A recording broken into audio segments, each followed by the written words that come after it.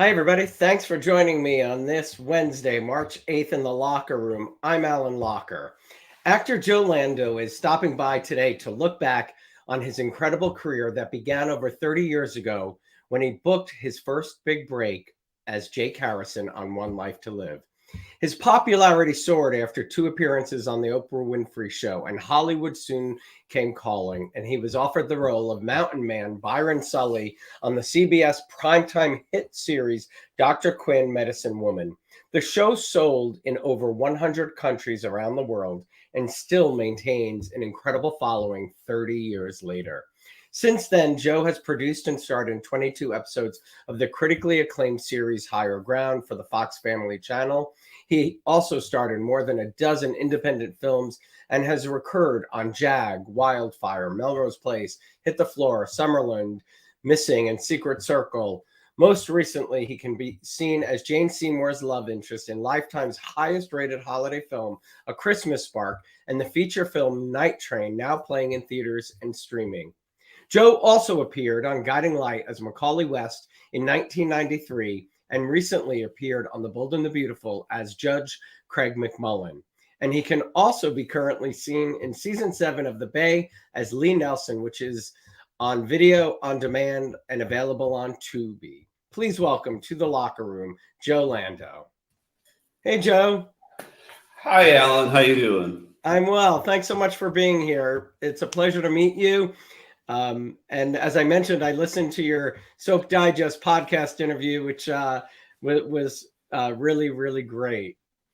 Well, thank you. Thank you. I enjoyed myself, and I didn't realize there was so much to talk about. You've been doing this a long time. But before we dive in, today is International Women's Day. And I'd love to know, have you talk about some of the most influential women in your life? Oh, well, first, thanks for having me. And it's the biggest influence in my life for sure was my grandmother, my mother's mother.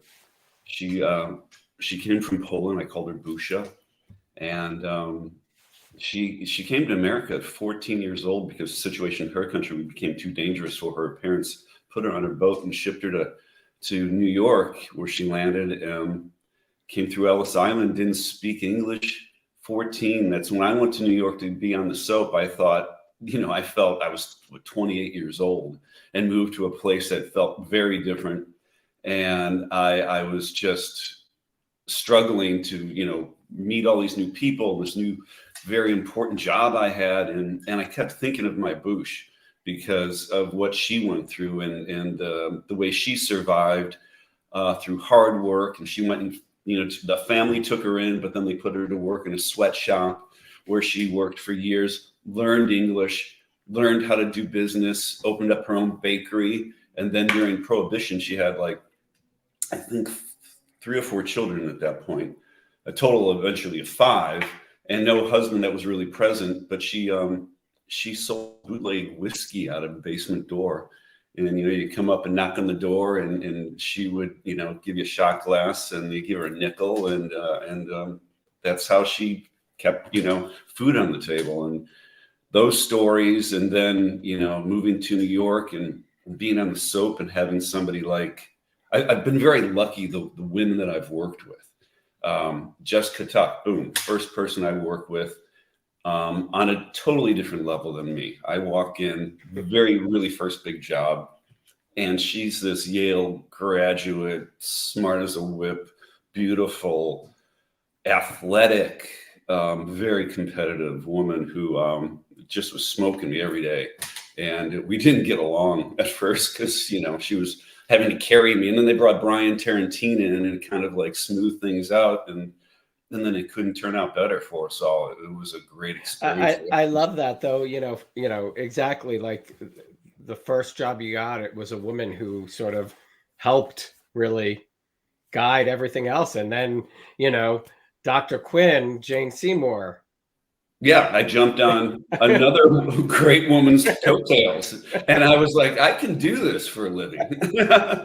That's awesome. I learned so much from Jess, and then so much from Jane, and continue, because look at her, Miss Seymour is tough to beat, and really good friend. And, you know, I loved working with her in this last movie.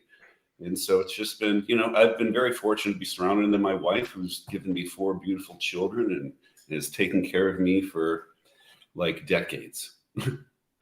That's awesome. You know, hearing you talk about your grandmother was so interesting because my mother and father moved here from Holland, and my mother didn't speak English when she moved here, and I never really thought of it in the same way as how you described moving to New York at 28. Such a different thing. I mean, I can't imagine moving somewhere and not speaking the language and having to, and your grandmother was 14. I mean, that really takes, God, a whole other level of guts and bravery. And It's just an example. I mean, no choice, you know, the yeah, ship was sinking kind of a thing. And luckily someone was looking out for her, you know, because there were no horrible stories other than the sweatshop work, but she was fine with that from, you know, the story she told me. And she told me lots of stories because she lived with us when I was a kid. She taught me to cook. She taught me to garden. She really was an extension of the artistic part of me that I didn't know about yet, you know. what do you still cook today that she taught you? Anything? Oh, I make great soup. I make a homemade chicken noodle soup, but I make the noodles and I use this recipe of hers that is you know, eggs and some flour and some seasoning. You whip it up, and then you can make your own like dumplings, or if you string it along off of a fork, you'll make noodles, and it's just really delicious. And I make that like at least once a week. I bake Wow. bread. I wish I was out there. You and I don't know each other, but this isn't how I normally sound. I've got a horrible cold that I'm fighting. So that chicken Oh, you soup, sound great. that chicken soup would do me wonders right about now. Oh yeah, oh yeah. I was starting to tell you. So Germany is watching, France, Belgium. People have said Texas, Tennessee, Ohio. Take me back. You grew up in Prairie View, Illinois, and so acting was something you always wanted to do, but you say that you were afraid to admit it.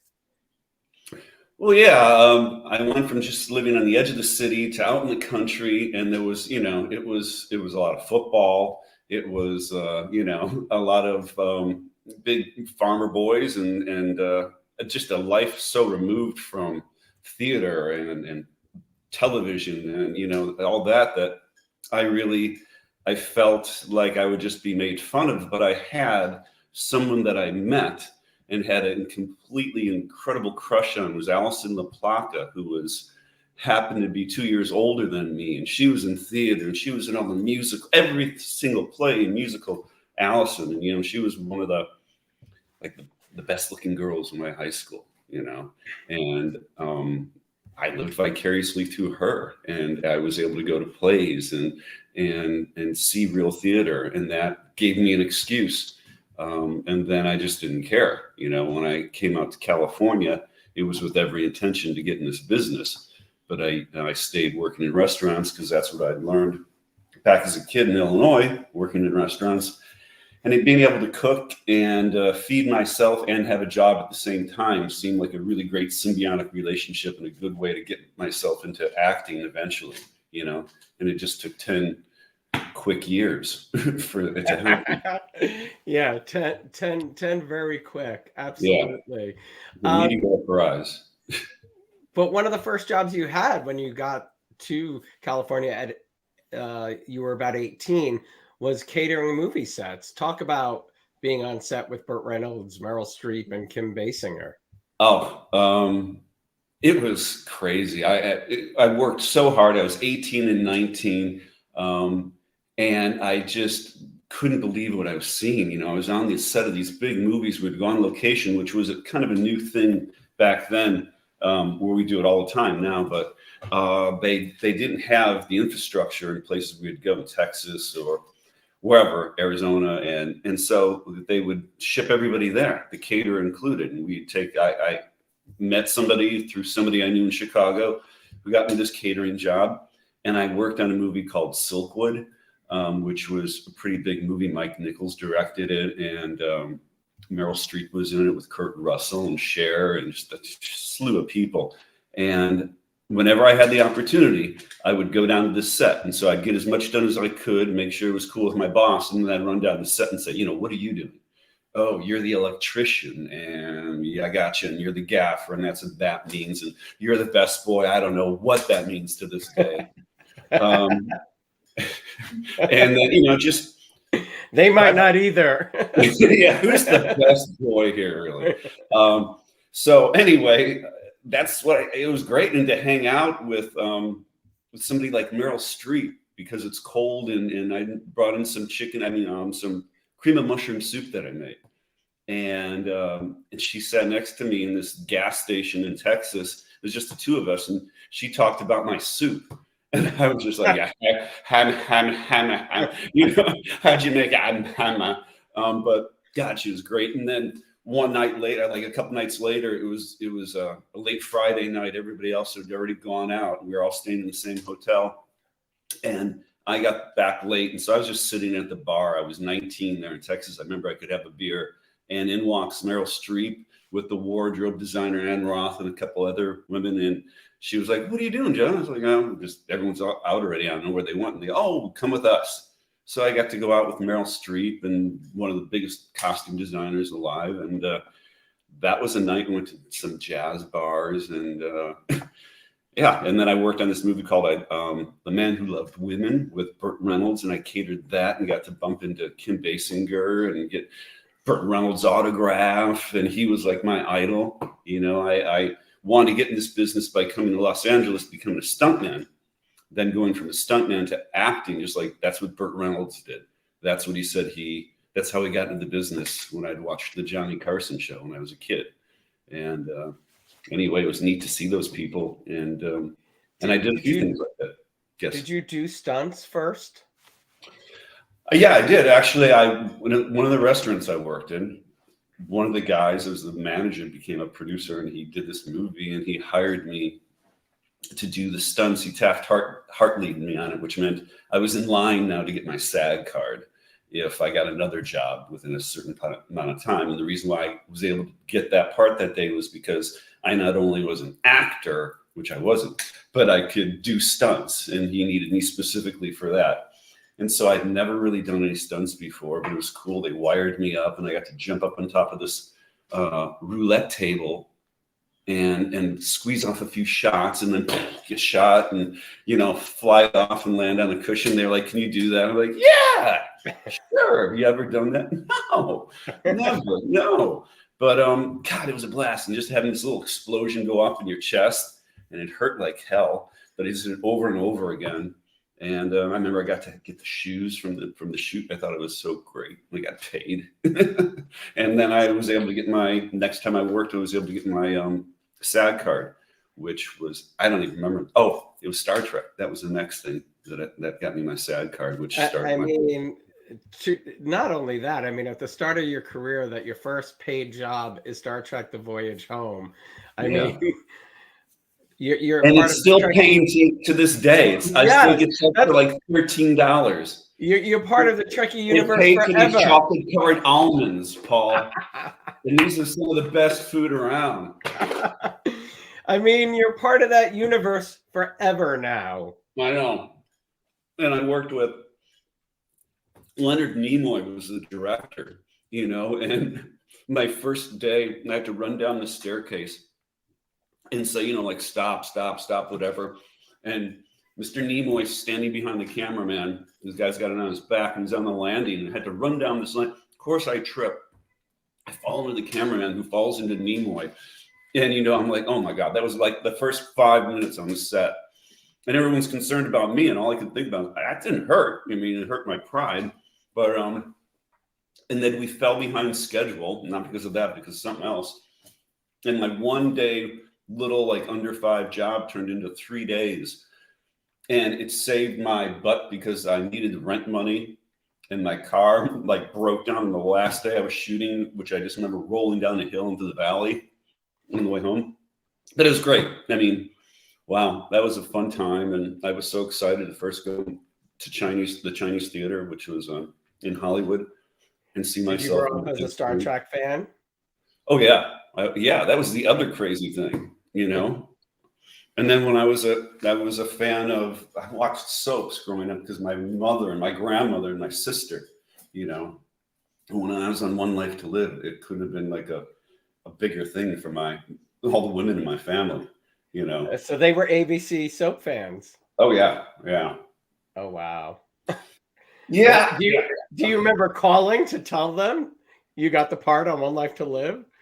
I remember calling my mother because what I wouldn't do was for a long time I would say, "Hey, I want," once I let them know I was acting, um, I'd say, "Oh, I'm up for a part on Dynasty." I'm up for this part on Dynasty, blah blah blah, and then I'd talk to them a few days later. Did you get the part? Well, no, I didn't get. Oh, Joey, why didn't you get it? They don't know. I'm like, shh. And then again, it happens, for another thing. Oh, I missed that part on, Baywatch or whatever. Oh, Joey, you should have been on it, And so then I just stopped telling them because it'd make me feel so bad. And then they'd say, "Did you get it?" Well, I would have called you days ago and I got in the part. Oh no, I forgot. It slipped my mind. So I stopped telling anybody until I knew it was a done deal. I knew I was going to New York.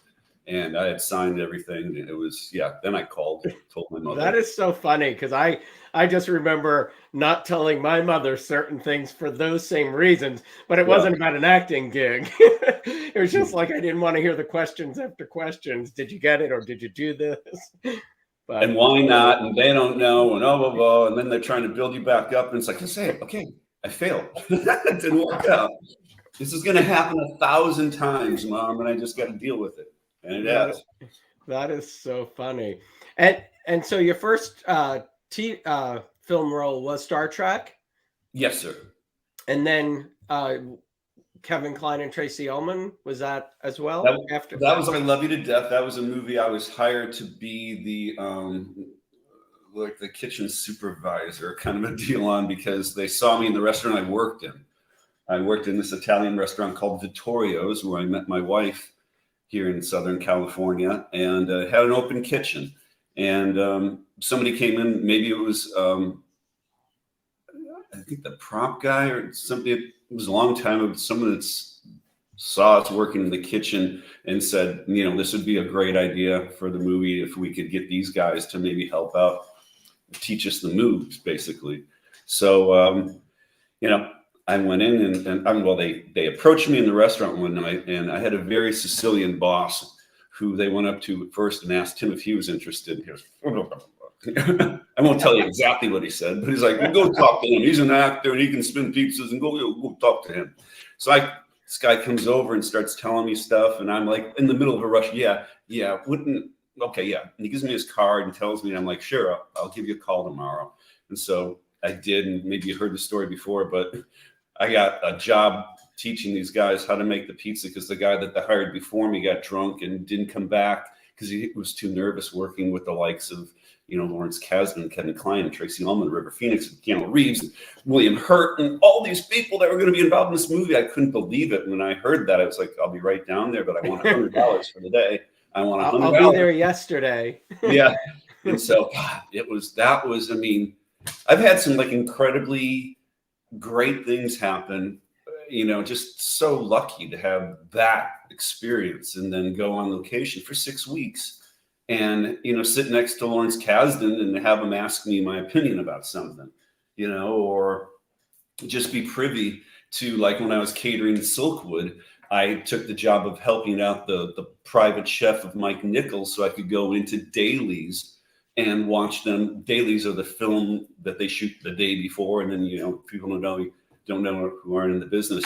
And so you just watch those little clips and, I'd be in the room with all the actors and all the heads of the departments and listening to their conversations, just being a fly on the wall. That was, again, another incredible opportunity I had. And, and then working on I Love You to Death was just a great experience. And I made, a really good friend in River, and I hung out with Keanu, and God, that was a great time. Great time.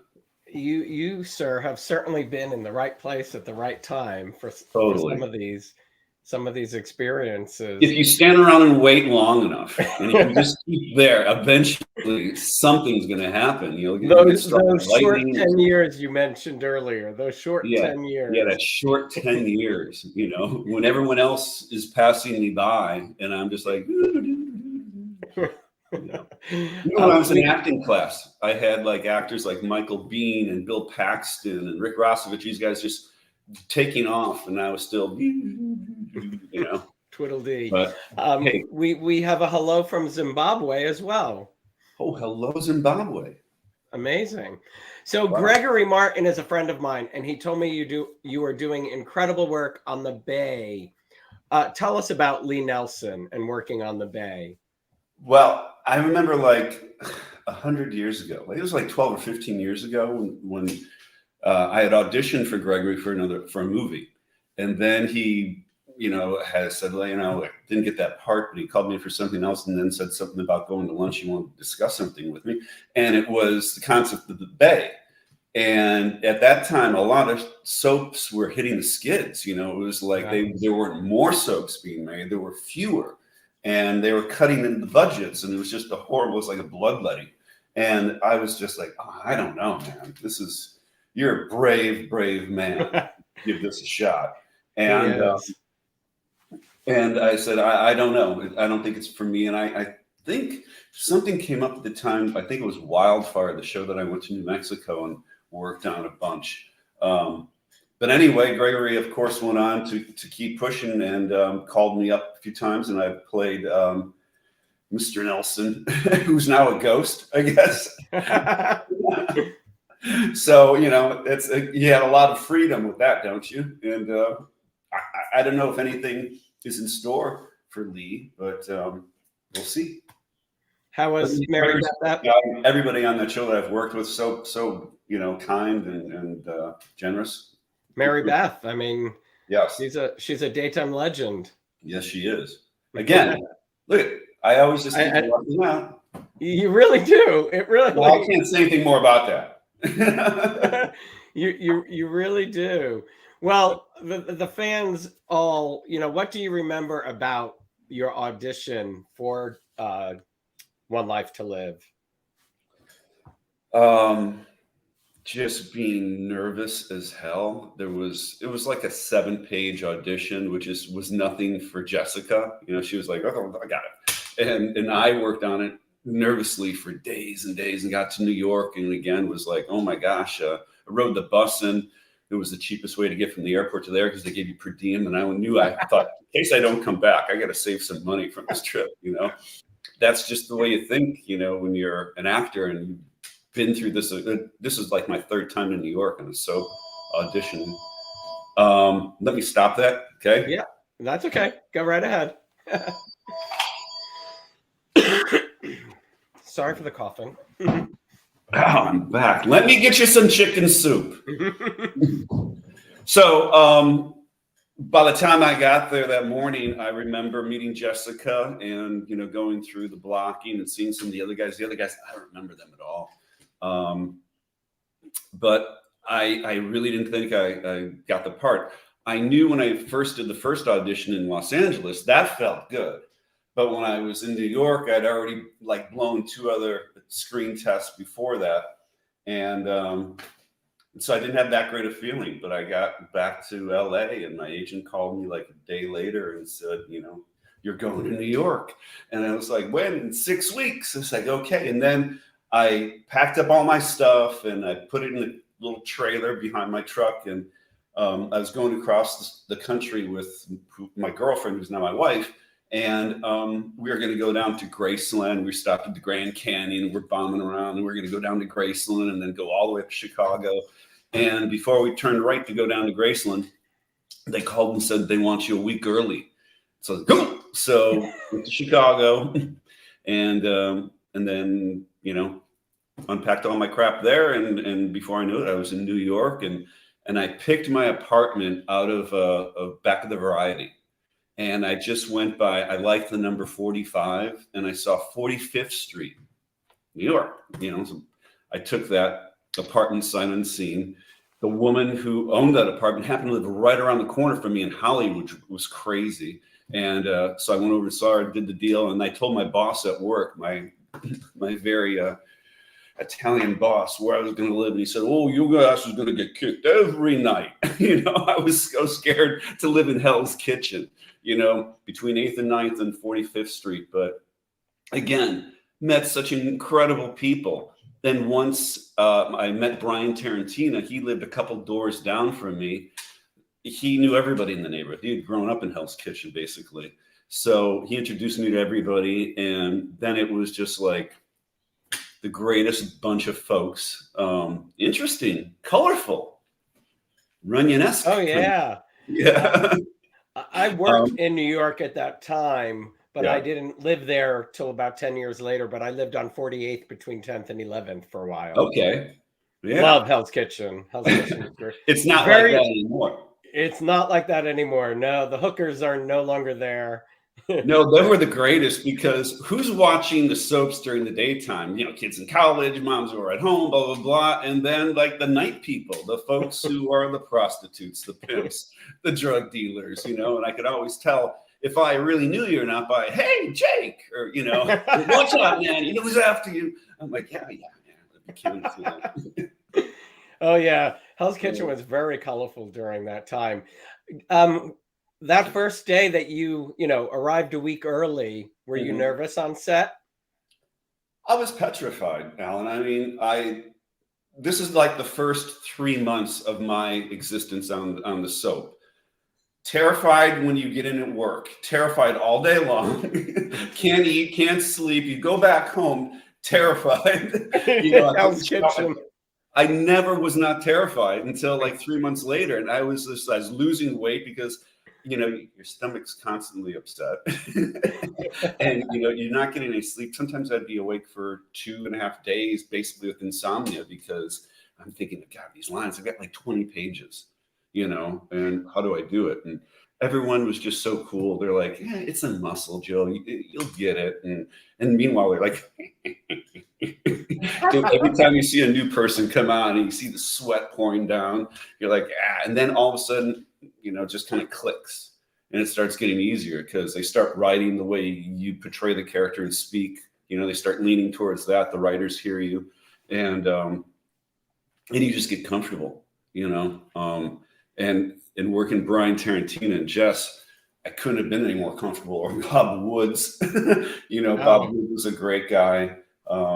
Yeah, I heard he likes to play practical jokes.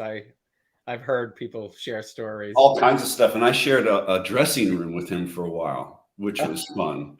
Yeah, but what a good guy, and he pranked me a few times. My favorite was when he had a lot of lines, and he was not feeling like memorizing all of them, so he had a little thing where he'd take a cue, a line out of the script literally and tape it to something underneath. And he just need that little cue to get into the next big long speech or whatever he had.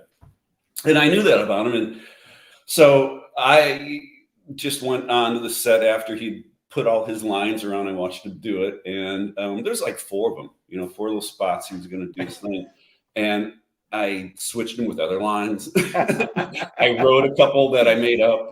Musical glasses. So like the first, he walked up to the bookcase and took this thing off, like he's talking, and he looks at it, and it says something that I've personally addressed to him. And he looked at it, and he looked around the room, looked at me, put it down, and he was like, he kind of stumbled to the next thing. And again, it was boom, boom, boom. But boy, it was funny. It was. But I mean, you had Jessica Tuck and Erica Slezak. Yeah. There's some. And you watched, so you knew Erica and Bob from watching. Oh yeah. And Bob used to be on this commercial for "Never Let Him See You Sweat" too. I don't know if you remember that, but that was like Bob's a few years older than me, and I remember in Chicago watching this commercial, and my sister loved him. She's like, "Oh, shh." Mike, he just says, "Never let me see you sweat." That's all he says. But yeah, so I mean, Bob was just the coolest. I tried to emulate Bob whenever I could. I got Timberlands like him. I got a jacket like him. That was great, and he was a big influence and really helped me get in with the Buchanan boys because they weren't really friendly to new actors. Because sometimes you're there for 6 weeks and then you're gone. So Asa, I can't think of the actor. Oh God. Yeah, I'm blanking right this way. Phil Carey.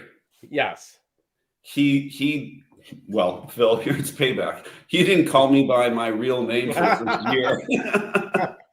You just call me, hey, Jake. I was like, well, my name's really Joe, but what do you say, Bill? And he was another guy who liked to mess with you. And I think I told the story before of how he upstaged me. I was told he'll upstage the younger actors if you don't watch it. He will walk further up the stage, so you're turning your face away from camera. So, the camera sees his head talking, and he tried doing that to me. And one day we just kept, it was like he'd move upstage, I'd go further upstage, until we were so far off. The director yelled down, "You're out of the lights, gentlemen. You've gone too far upstage."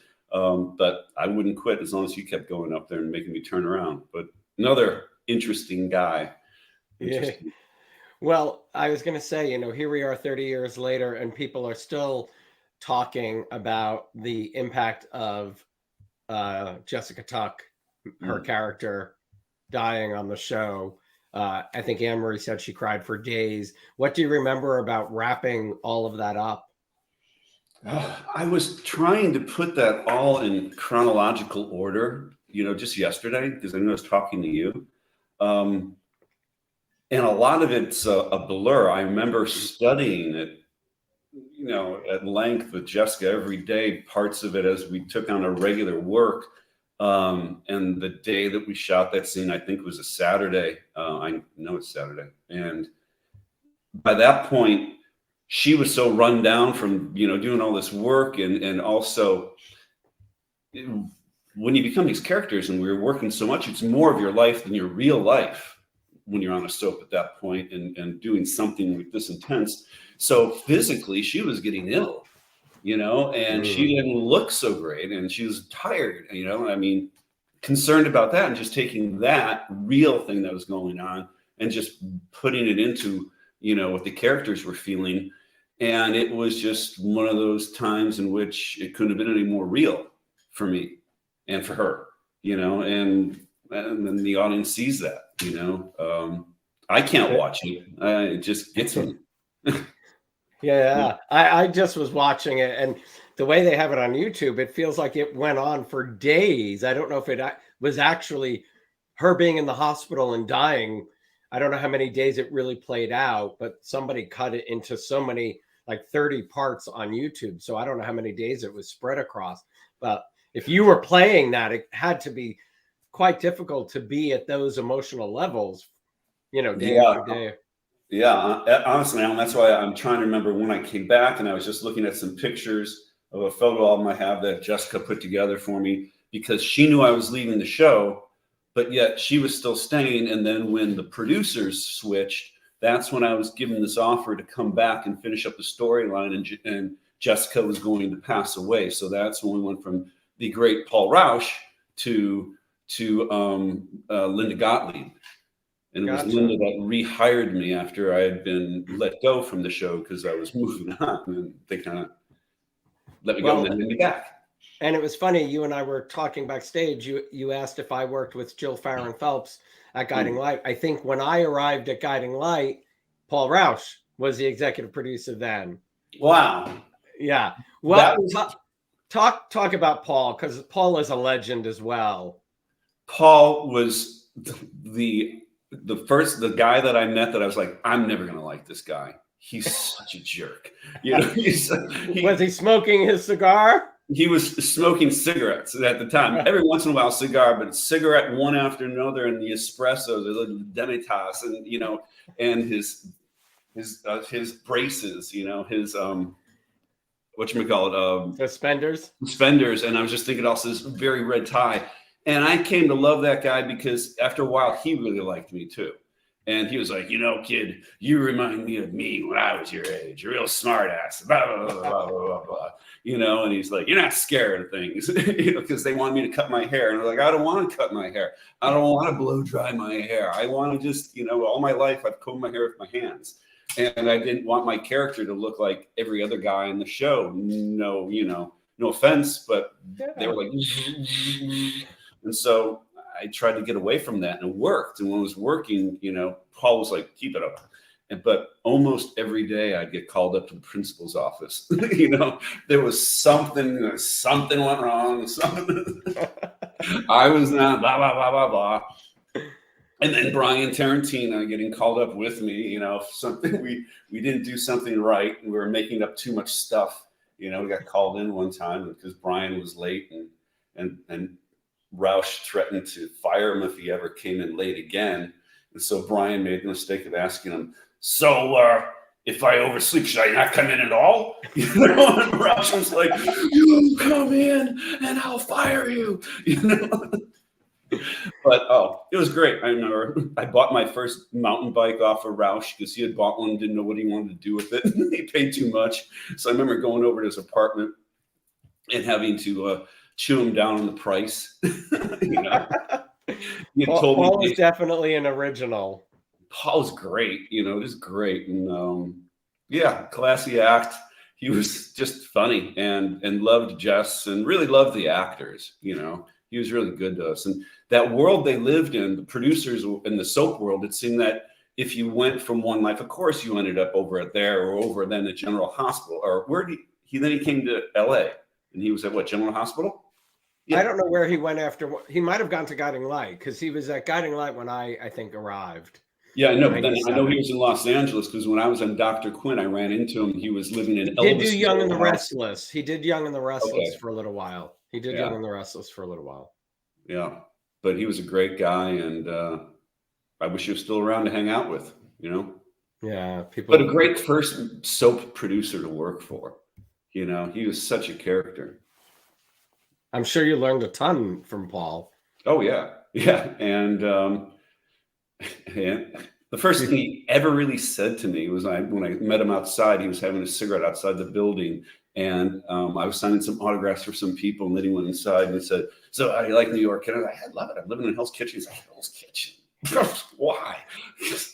I don't know better. And then I go, "Where do you live?" He's like, "Up the street." I go, that must cost a lot of money, And he goes, "Kid, I pay more in taxes than you make in a year." How much does that mean? I loved the One Life to Live building. That castle was great. The One Life to Live building where you worked. Oh yeah, the Armory. Yeah. Because I was a page at ABC in the late 80s, so I spent time in all those buildings.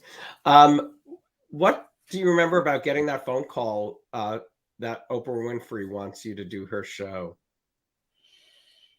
Again, I was at One Life. I had just not been on that long. And, one of the goals I wanted to do was being on the cover of that Soap Opera Digest magazine so badly, like in the first year. And that happened within the first few months. So that was crazy. And then all of a sudden, there's a phone in the hallway by the makeup room, and everyone would get their calls there. And I hear that my agent's on the phone, and I'm thinking, uh-oh, what's going to happen? And it's over. They figured it out. Paul's not happy. Yeah, I'm getting fired. So no, I knew Paul wasn't going to fire me, but he, Oprah wants you to be on. I'm like, holy cow, that was huge. I mean, because Oprah was just the biggest star on TV, and in Chicago, my hometown, I called my parents and my sister, and I said, "Listen, do not tell anybody else. It's a secret anyway. You're not supposed to say, but don't tell anybody else in the family. Just you guys. I only want you guys there." And it was on. They're publicizing, so I had no choice. It was like my family was quiet, but it was on. It was on the news that I was coming back. Blah blah blah, and everybody knew about it. And so the audience was peppered with friends of mine that I'd grown up with and had embarrassing stories to tell and things that Ended up the shyest guy on the stage, the greenest guy on the stage, me, it gets like the most attention. Again, one of those crazy things that happen. And it ended up just being great for me, and I had a great time. And, I remember again, sweating bullets and being frustrated with one of the other actors because he kept kind of teasing me. And I kind of let the old Chicago in me come out, and I told him, if you don't shut up, I'm going to jack your jaw. And I was like, I don't know where that came from, but he just kept needling me, and got me kind of so worried. But then, and my nephew was up in the booth, and he could hear that, and he was like, oh, and everybody said, "What did he just say to that guy?" And then Oprah, 3, 2, 1, she comes back and it's great. Yes, sir. What was the show for? Oh, that one was like heartthrobs and daytime heartthrobs, I think it was, because every one of us was from the soap. And then the next time I was on was just like heartthrobs of different things. There was music, television, sports. I was on with a few other guys on that one. The power of Oprah. Yeah, and then all of a sudden, you get your fan mail in the soap, and they stick it in your like cubby hole. And then when it gets kind of more popular, they'll give it in envelopes. And like after Oprah, there was like a sack, and then another sack. How do you answer these things? You can't, and the people are getting services. And I'm like, well, then if you get a service and just answer, isn't that that's not very genuine? But again, the reality is there's 10,000 letters here, but it was a good thing. It was a good thing. And yeah, absolutely. Very lucky. Yeah. Before this kind of stuff happened, people actually had to write a letter, and if one person wrote a letter, that meant that there was probably 20 or 30 that didn't, that still liked the show. They would use that kind of algorithm, and that's how they would write you in more. Because, when I first signed my contract on One Life, I was going to had the opportunity to be in 1.5 shows a week, so they guarantee 1.5. And all of a sudden I was working 5, and it was like, Your head was spinning. Yes. Well, tell us how the role on Dr. Quinn came about. Right as I was leaving One Life, and I just come back for the Jessica passing away stuff. Somebody at CBS, from what I remember, the story was the secretary of the head of casting over there at CBS said, "Hey, take a look at this guy. He's on the ABC soap, blah blah blah." And she did, and then CBS offered me a pilot development deal, and they give you so much money and keep you, they have you tied up for a while, and it's a 3 script chance of denial. I say I like the first one, the second one. If I don't take the third one, I have to give them back a portion of the money or do it. And I'm like, well, who takes that deal? Well, listen, I don't want to do that job, and here's your money back. Here's your money, yeah. But crazy enough, the first thing they sent me was Dr. Quinn, this Western that they really didn't think was going to go or whatever, but it was so good and unique for that time. And I was like, I want to do this right away, and so I started growing my hair while I was on the soap, more a little, just trying to grow it out more. It worked with my character because my character is supposed to be in some faraway prison, away from his wife while she's starting to, she's passing away. And so I would spend like a week in LA and then fly back to New York and spend a week or so there shooting several episodes that they'd like pepper then out. And I'd come back to LA and audition for things, but just kind of waiting for one job to end and the next one to start.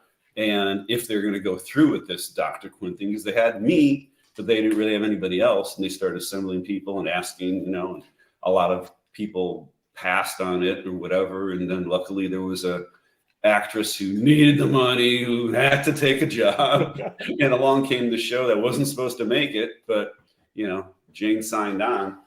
And I had just finished my last day in New York on the One Life to Live storyline, and I was in my hotel room. The director called me up. I was going to stay in the hotel a few more days and hang out in New York, and he said, "We've got Dr. Quinn." And I was like, "Who?" Jeremy Kagan was the director, and he was like, "Come back to LA and I'll tell you." I was like, "No." So he made me fly all the way back, and then when I got back the next day, I went to the set, and they were shooting up in Pasadena, and there was this. I went to his trailer. He said it's Jane Seymour, and I'm like, Jane Seymour, and I kind of confused Jane. Although I'd seen Somewhere in Time and loved her from that, I kind of confused her with Jane Alexander, So I was like, okay. And as I walked to the set, there's I'm in this little blue period costume and coughing up a storm, sitting in her chair, and it was little old Jane, and she was sick. Again, when she's overstressed, she'd get like a chest thing, and she had one right then. But luckily, she has got healthy. And the show, right in the middle of where us making Dr. Quinn, got flooded out. There was a torrential rains that hit the ranch, and literally stuff went flying down the river and ended up in Lake Malibu. All the props in a big container, the trucks, yeah.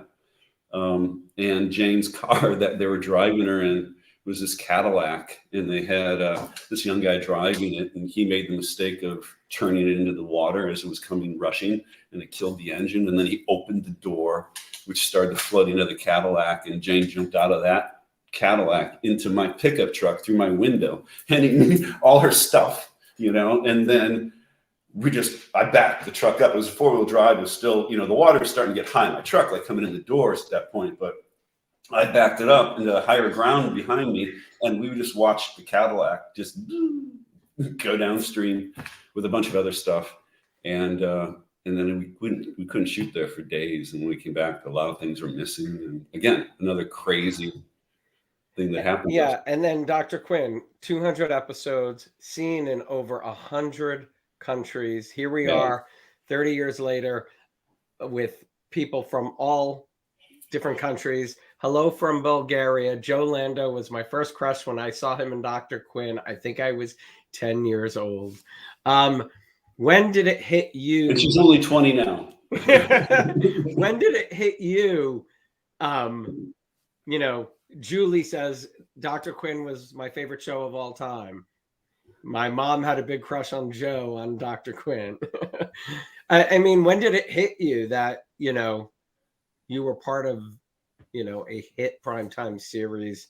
Seeing TV Guide was something that was on everybody's table. And when they had a part in TV Guide, he opened it. It wasn't the cover yet. We ended up being on the cover, but inside it was like CBS bought the first few pages in and had this, coming up and had my name and Jane's name. My name was right below Jane's name. And there was, this really cool picture of us. And I was like, oh, wow, that's neat, and for my whole family, it was very real then, because when I left the soap, those calls of when my mom would say, oh, Joey, you should have gotten the part. When I said I'm leaving the soap and taking a gamble on going to nighttime, the calls from everybody are like, oh, Joey, you idiot. What are you doing? You're finally on the show. Things are going well, and now you're leaving. But yeah, I took the gamble. And they would have been very happy for you to be at One Life for the rest of your career. Oh yeah, your family would have. Thank God I took the chance, and and we did that with Jane, and just I remember it was a really crazy, surreal moment when a friend of mine owned a TV publication, like one of those things. He just started this magazine, and all the time when I was trying to start my acting career, parallel to me, my best friend Dave Kay in Arizona was trying to start this company of just like a TV advertiser, almost like the TV Guide. But and he'd been working on it, and he finally had the printing presses and blah blah. He started his company with some seed money I helped give him and stuff he put all together, and he started this business. And I remember his first delivery of his magazine, I was on the cover of this TV Guide magazine, and we went around in his pickup truck and delivered them to all the Southwest stores. So when you buy your groceries and they roll down the thing, it stopped right at a stack of these magazines with my picture on it. We were literally going to the stores, And I was there, with the bail, putting them there. And the people would be like, wait a minute.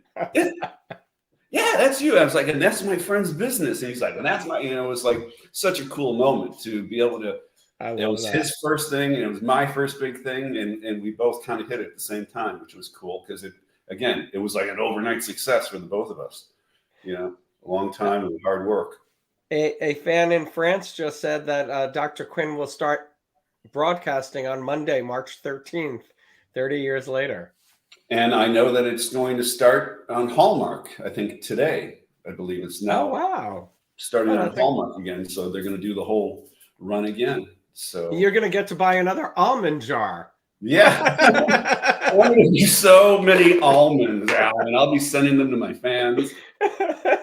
I remember these are from Costco, so maybe I can't send some. But the first time I tried these, I couldn't believe it. I'm like, that's trouble.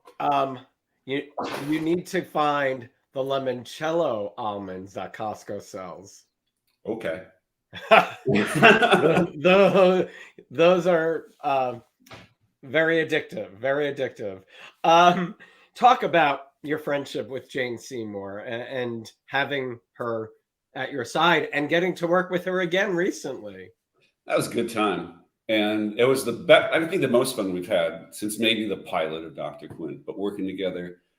I love Vancouver. I know it very well because I worked up there. I had a series up there. I love the city. We were at the perfect time. It was the fall, just going into fall, so that the weather was great. Only rained a couple times. I got to show her around, and we got to, just goof around and get paid. And we still bicker just like we're married or something, You don't want to be around us sometimes. But nonetheless, it works, It's like an old glove, right? Like, getting up on.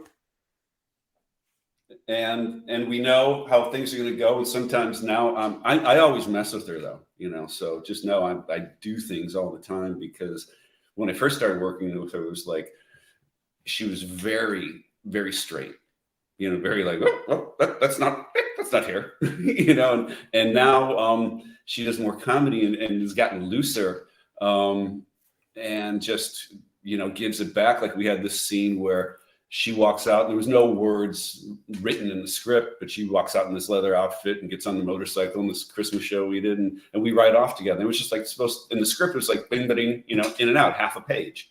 Half a page took 5 hours to shoot that day, which was a long time, but there was all these different cuts, because when she walked out, then it became like a chess match between the two of us. She walks out.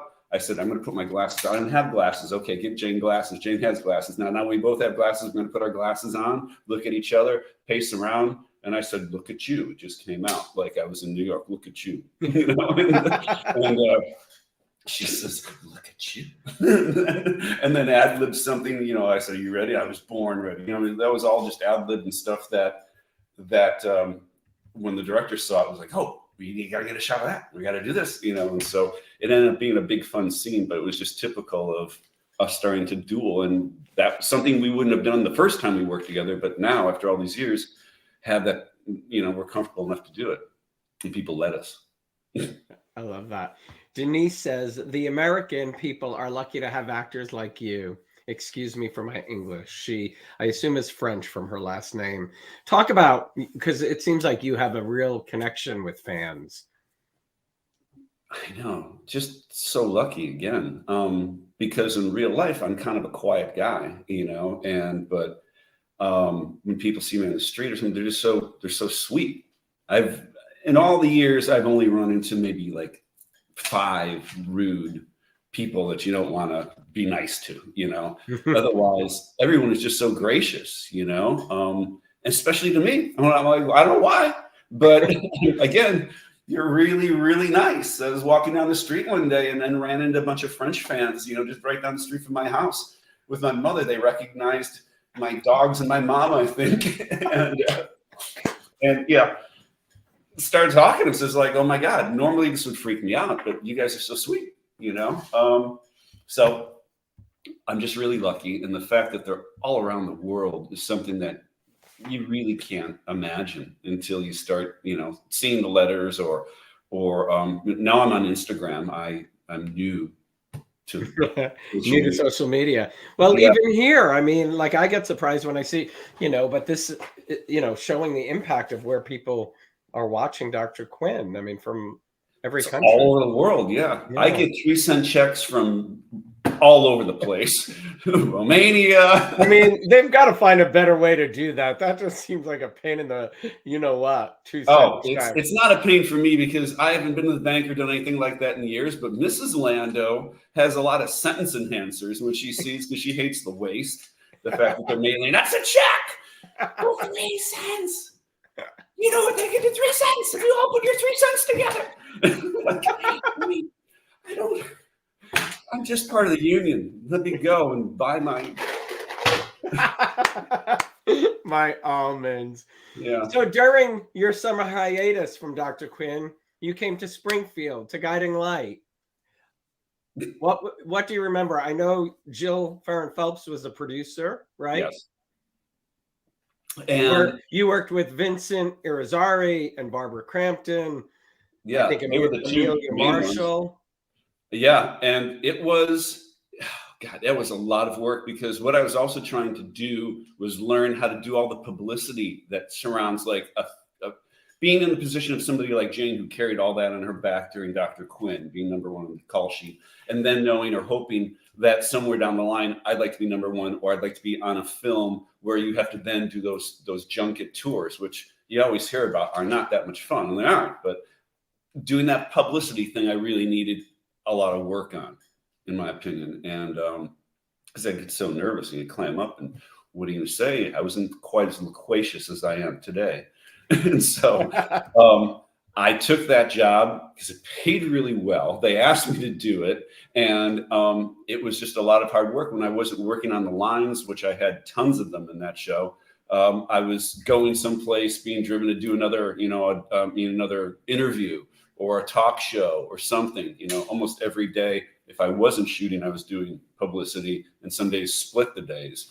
So I remember a lot of that going on. I remember arriving, and at first they kind of tested me because I had been on a soap, then gone to nighttime, and then coming back. And sometimes actors and people can be a little, well, they just want to see how you'll react to stuff, let's say, Mr. Big Shot now coming back. And so my dressing room was, when I first got there, was just a broom closet, literally, had still the mop in it. East 44th Street, I believe, right? Screen Gems? Yeah. And they didn't have a window. It was a mop broom closet. But what it had was like one of those little makeup tables with the round lights all around it. And it had a swinging light right in the middle of the room that you had to turn on like that. And, and a chair. And that was it in there. And it wasn't dirty or anything, but it was just a closet. And I saw it. I was like, great, perfect. I didn't say anything about it, until like a week or so later, Vincent was like, you can share my dressing room with me. It's right here. It has windows. You can sit there. And it's like, yeah, well, it's cool. It's quiet where I am. But I never even said anything to my agent until I was well into it. And it was fine. I, again, it was kind of like a hazing, and that was okay. I love that. I love that. I had my own boat. I had my own set on that show, which is a good thing. When a character gets a set, it's like a big deal. And my character, Macaulay West. I know, that's a great name. That is definitely a soap name for sure. Totally. I'm like, you're gonna just call me like Mac or something, right? It's Macaulay. And then when I do autograph signings and somebody would throw and say, "Sign Macaulay West," I'm like, oh, I don't want to say. I was just going to say, how do you spell it? Before I let you go, you mentioned it at the beginning. You have 4 kids. What has fatherhood meant to you? And have any of them followed in your footsteps? No. Truthfully, I didn't encourage them at all. I think one of them could be, an actor, but I've never my daughter is like the only one that's been on a set, and my older son Jack was when he was a baby. But for the most part, I kept him totally separate because it is a rough business. And if you're a parent and you've been through this, you're kind of like, And so I wanted him to try other things. And being a parent has been fantastic. It's the hardest job. You look great, you're young, and you don't look tired, and then all of a sudden you have kids and you look tired from then on. I just remember when I was on Dr. Quinn and I was still single, and people kind of around me start getting, as soon as you start making money, you get married, and then you get some security, and then you start having a baby, you get a dog, and then I have a baby. And then I'd be like, Jeffrey Lauer, you look tired. Oh, the kid was up all night last night, And then Jane has twins when she's like 40, I don't know, whatever. And I was like, oh my God, having a dog I thought was difficult, but having children has been very rewarding and very challenging at the same time. But you learn a lot about yourself. But you've been with your wife before Dr. Quinn, right? Like off and on for 30 something years. Yeah. So it's been a great journey, and thank you for letting me trip down it with you. And you absolutely. Do you still love this business? I love it again. Honestly, there was a time in which I was very disenchanted, and there's parts of it I still don't love, but for the most part, I thought about it once. I was like, I spent like 11 solid years on a set almost every day. Even when Dr. Quinn was down, I was doing another movie. I'd never really take a break because I've never felt any more as comfortable as I am on a set. It's just a weird thing. And then I got out of it, and all of a sudden things were changing. Stuff was just different in the business. And also I gotten distracted with my kids. And so I was like, you know what? Still this judgment thing. I wasn't quite as secure as I am now. I'm 61 years old. I'd say through my 40s and 50s, I felt very insecure about this. That's just the honest truth. You get older. You look at yourself and you're like, why do I want to keep doing this and let someone say, oh, we'll take you, but then again, you turn it around and you're like, when they do say, I'll take you, I like that challenge, and I like to be scared still. And when you're on the set and you're doing what you want to do, and that's act, not all the other BS, it's just the best job, and that I can't get away from. It sucks me back in, and I'm here, and I'll, do it as long as I'm still feeling good about it. And I always want to get better. And that's the big thing. I just want to get better at what I do. That's awesome. Perfect way to end. And for fans, they can watch The Bay season 7, Hallmark today on the French station on Monday. Dr. Quinn. Joe, it's a pleasure to meet you. Really great. Thank you for having me, Alan. Thank you, everybody out there, for watching the show and tuning in. And I hope I did an okay job for you. I appreciate it. You did. Have a great afternoon. Enjoy the almonds. Thank you. Take care, everybody. Bye. Thanks, everybody, for watching. Thank you, Joe Lando, for stopping by. Join me tomorrow when As the World Turns actor and musician Peter Boynton, who played Tony Reyes, joins me live. If you haven't yet subscribed to my YouTube channel, turn on the notifications for reminders of all upcoming shows. Click the like button if you like today's show. And if you want to stream these on an audio podcast, search The Locher Room and download. Have a great afternoon, everybody. Stay safe, and I will see you tomorrow.